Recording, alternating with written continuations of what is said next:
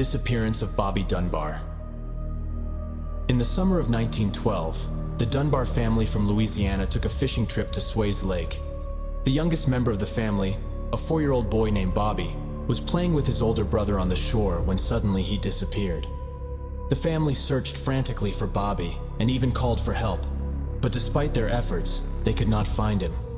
The local authorities were contacted, and soon a full-scale search was underway. Days turned into weeks, and still, there was no sign of Bobby.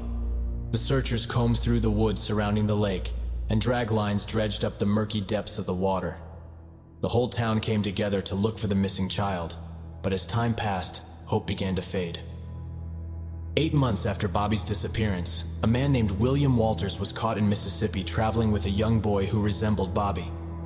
Walters claimed that the boy was his nephew, but suspicions were raised, and the authorities launched an investigation.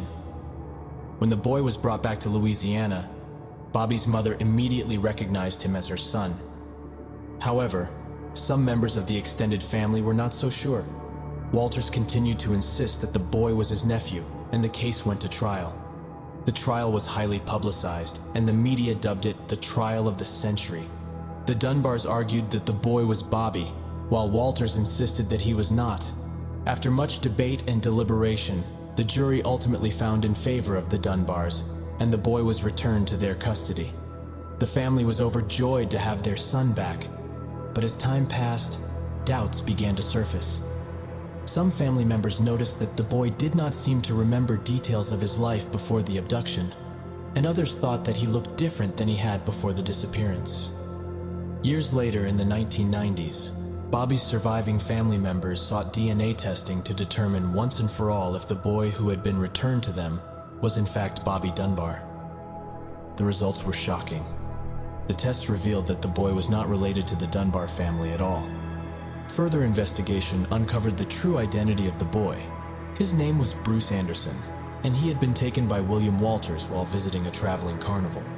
Walters had raised him as his own nephew, and when he was caught, he had claimed that the boy was his own to avoid prosecution. The true fate of Bobby Dunbar remains unknown.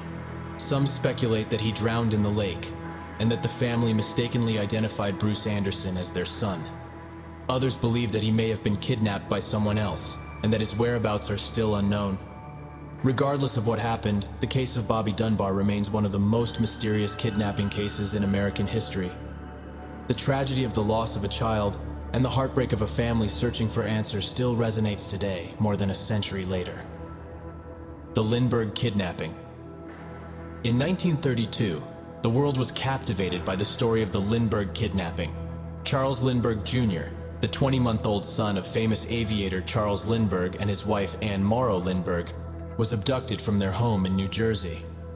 On the evening of March 1, 1932, Anne put her son to bed in his nursery on the second floor of the family's mansion. A few hours later, when she went to check on him, she found that he was missing, and a ransom note had been left in his place. The note demanded $50,000 in exchange for the safe return of the baby, and warned that if the police were involved, the child would be killed. The Lindberghs contacted the authorities and arranged to pay the ransom. A few days after the kidnapping, a new development emerged.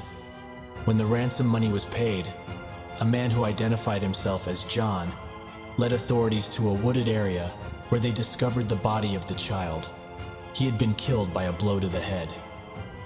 The investigation into the kidnapping quickly became one of the most extensive and high-profile in history.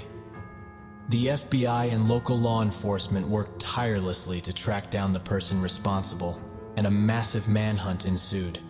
Months passed, and despite numerous leads, the investigation seemed to be at a standstill. However, in September of 1934, a carpenter named Bruno Hauptmann was arrested in connection with the crime.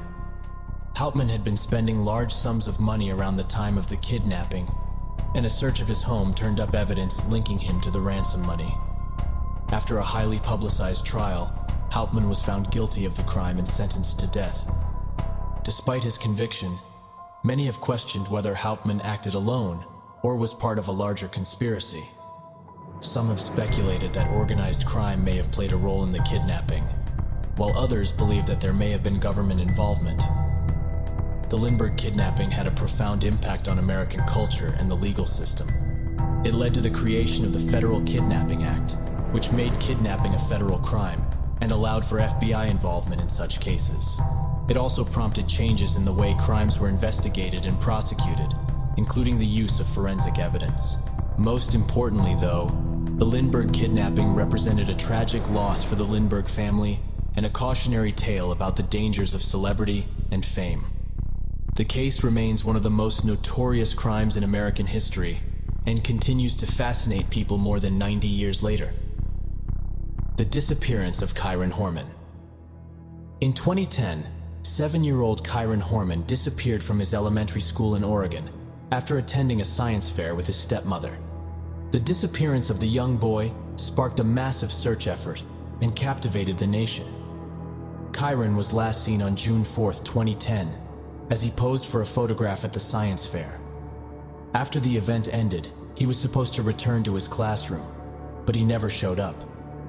When his parents arrived to pick him up later that day, they were told that Kyron had not been in class all day. A frantic search began, involving hundreds of volunteers and law enforcement officials. Despite extensive efforts, no trace of Kyron was found. The investigation into Kyron's disappearance was one of the largest in Oregon history. The FBI and local law enforcement worked together to piece together what happened to the young boy. But despite numerous leads and tips, nothing significant was found.